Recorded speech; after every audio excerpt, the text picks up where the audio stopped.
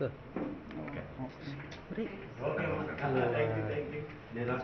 ASP గారికి ఇచ్చేసాను investigation. మీకు ఏ డౌట్ ఉన్నా మళ్ళా నాకు కాదు, ఏం ప్రాబ్లం.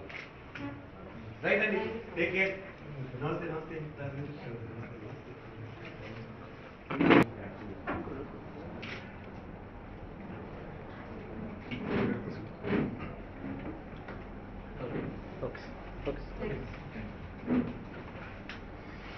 ఏదైతే మొన్న 11వ తారీఖున జరిగినటువంటి నాపై దాడి ఉందో ఆ దాడికి సంబంధించినటువంటి ఇన్వెస్టిగేషన్ విషయంలో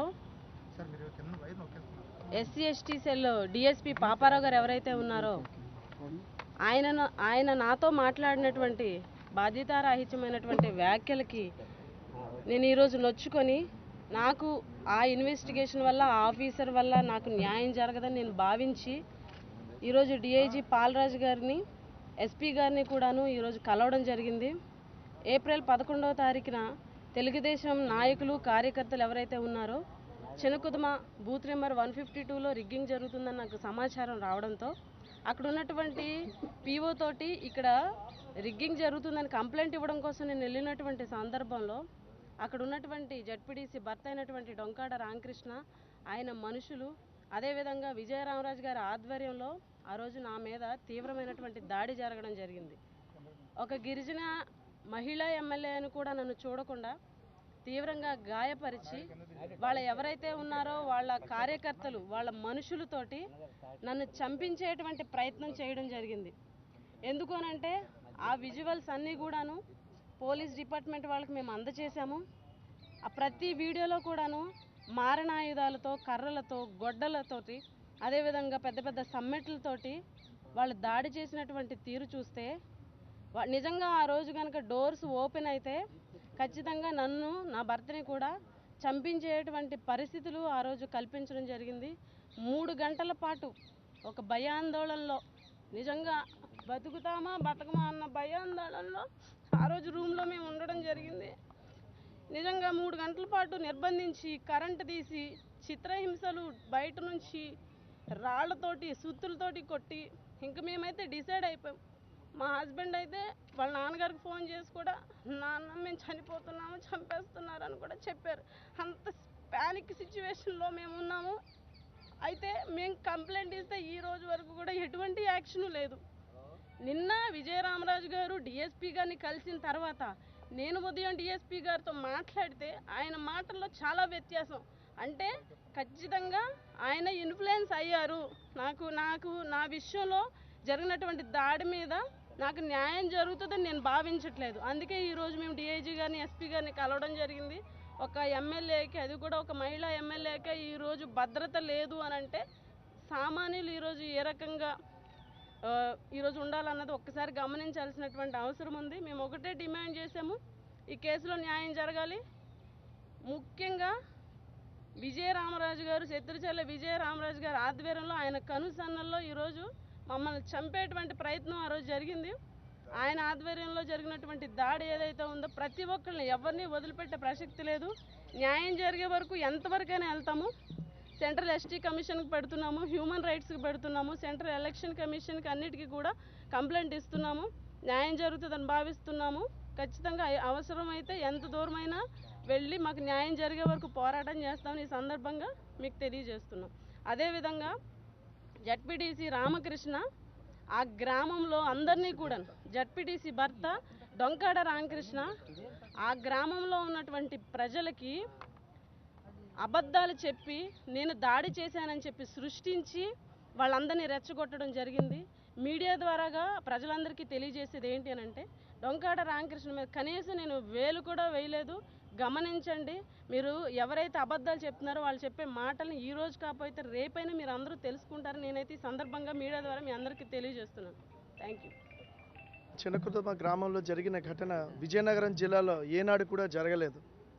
నేను ఒక జనరల్ ఏజెంట్గా, నా భార్య పుష్పశ్రీవాణి ఒక ఎమ్మెల్యే అభ్యర్థిగా మేమిద్దరం కూడా అక్కడ రిగ్గింగ్ అవుతుందని సుమారు 3:30 ప్రాంతంలో అక్కడికి వెళ్తే డొంకాడ రామకృష్ణ జడ్పీటీసీ భర్త దగ్గరుండి రిగ్గింగ్ చేస్తున్నారు. దాని యొక్క ఫొటోస్తో సహా మా దగ్గర ఉంది. ఆ లోపల ఎంత దారుణంగా వాళ్ళ అనుచరులు ఎంత దారుణంగా రిగ్గింగ్ చేశారన్నది ఫోటోలు వీడియోలతో సహా ఉంది.